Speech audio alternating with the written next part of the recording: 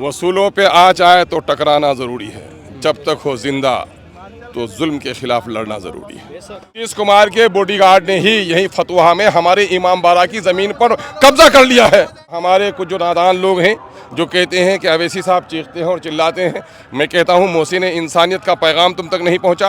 बुराई को देखो तो हाथ से रोको, अगर न हो ये ताकत तो ज़बान से टोको। हमें अभी ताकत है कि ज़बान से टोकेंगे। जो लकवे में चले गए हैं, जो बिस्तर में चले गए हैं, जिनकी ईमानी कैफियत इतनी तबाह हो गई है कि वो ज़बान नहीं खोल सकते हैं, ऐसे लकवा ज़दा से हम कुछ नहीं कहना चाहते। मोदी का बस चले तो हमारी नमाज की रिकातें तय करने आ जाए, मोदी का बस चले तो हमारी ईदगाह की इमामत करने आ जाए। मोदी ने अपने धर्म का पालन करते हैं, न दूसरे के धर्म का आदर करते हैं। मोदी ने इस देश में हिंदू और मुसलमानों की मोहब्बत को पामाल किया है। सरहदों पे दुश्मनों से जितना लड़ना ज़रूरी है, उतना देश के अंदर में उन्माद फैलाने वाले और हिंदू मुसलमानों में विवाद पैदा करने वालों से भी लड़ना ज़रूरी है। यकीनन है कि ढोंग रचा रहे हैं। आपको पहचानने में दिक्कत हो रही है क्या? एनआरसी में किसका साथ उसने दिया, तलाक बिल में किसका साथ उसने दिया, और आज भी इस काले बिल को, आज तो ये कि यहाँ पटने में ये एहतजाज इसलिए है कि पटने में बिहार से लोग कह देना चाहते हैं, कान खोल कर सुन ले नीतीश जी, कान खोल कर सुन ले जीतन राम मांझी जी, कान खोल कर चिराग पासवान जी सुन ले कि आज जिसने वक्फ बिल का साथ दिया वो कॉमनल है, और जिसने वक्फ बिल की मुखालफत की वो सेकुलर है। जो सेकुलर रहेगा वो हमारा दोस्त होगा, जो सेकुलर होगा वो देश के हित में काम करेगा, वो हमारा दोस्त होगा। जो इस काले कानून की हिमायत करेगा वो देश का दुश्मन है, वो मुसलमानों का दुश्मन है। अख्तर साहब, अगला रुख क्या होगा अगर मान लेते हैं कि नहीं होता है तब क्या? मैं ये कह रहा हूँ, लड़ाई के बहुत सारे तरीके हैं। अभी तो सिंबॉलिक तौर पर हमारे लोग आए हैं, हमारे अकाबरीन, हमारे जो जिम्मेदारान हैं वो जो तय करेंगे उस पर पूरी कौम उठ खड़ी होगी इंशाअल्लाह। लगातार आप लोग प्रोटेस्ट कर रहे हैं, दिल्ली में आपने प्रोटेस्ट किया, पटना में कर रहे हैं, इसके बाद अलग अलग हिस्सों में करना है, लेकिन ऐसा लग रहा है कि जो आपके सामने है वो ताकतें इतनी मजबूत है कि उसे कोई फर्क नहीं पड़ रहा है। वो ये कह ही नहीं रही है कि भाई हम कह रहे हैं कि करने दीजिए। वसूलों पे आँच आए तो टकराना ज़रूरी है, जब तक हो जिंदा तो जुल्म के खिलाफ लड़ना ज़रूरी है। हमारे रूह में जब तक जिस्म में जान बाकी है उस वक्त हम इसके लिए लड़ाई लड़ेंगे। हम इस बात की परवाह नहीं करते कि मेरी गर्दन बचेगी कि नहीं बचेगी, हम इस बात की परवाह करते हैं कि इस मुल्क का आइन बचे और हमारी शरीयत बचे। वक्फ की चूंकि मामले है, आपने प्रॉपर्टी है, उनके बाप दादाओं ने दान नहीं किया, जो लोग विरोध कर रहे हैं। यकीनन है मोदी का बस चले तो हमारी नमाज की रिकातें तय करने आ जाए, मोदी का बस चले तो हमारी ईदगाह की इमामत करने आ जाए। मोदी ने अपने धर्म का पालन करते हैं, न दूसरे के धर्म का आदर करते हैं। मोदी ने इस देश में हिंदू और मुसलमानों की मोहब्बत को पामाल किया है।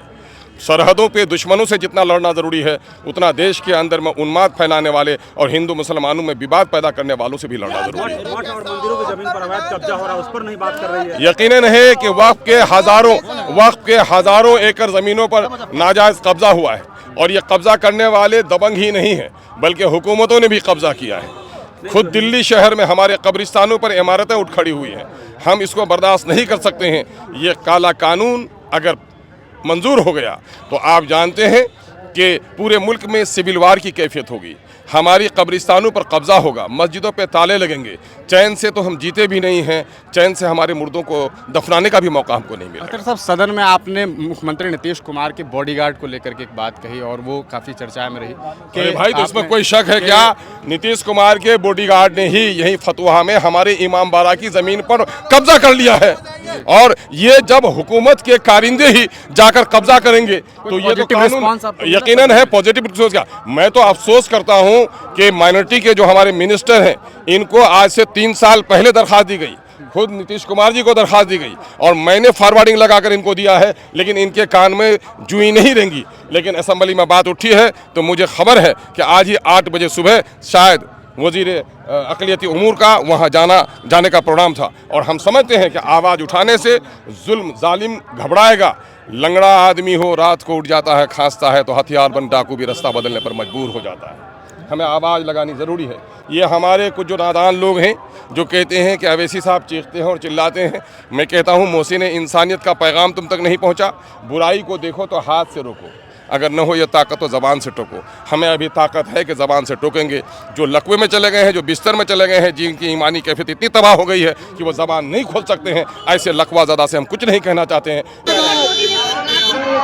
सौगात नहीं है, मोदी ने अगर सौगात देनी थी तो फिर सरहुल पे सौगात क्यों नहीं दिया, दुर्गा पूजा पे सौगात क्यों नहीं दिया? ये मुसलमानों को सौगात नहीं है, मोदी ने मान लिया है कि मुसलमान भिखारी है, उसको भीख दिया जा रहा है। लेकिन मैं कह देता हूँ मोदी कि मुसलमान न करबल में, न मकतल में, न शाह के आगे, मोमिन झुकता है फकत अल्लाह के आगे। तुम्हारे सामने कभी मुसलमानों को तुम्हारी भीख नहीं चाहिए, मुसलमानों को हम मुसलमानों को पानी खान के खून का इंसाफ चाहिए, जिसकी आग होती है उसका इंसाफ चाहिए। सीए का काला कानून और वक्त का काला कानून तुम लेकर आए हो, इसके खिलाफ मुसलमानों को इंसाफ चाहिए, भीख नहीं चाहिए। तो मोदी ने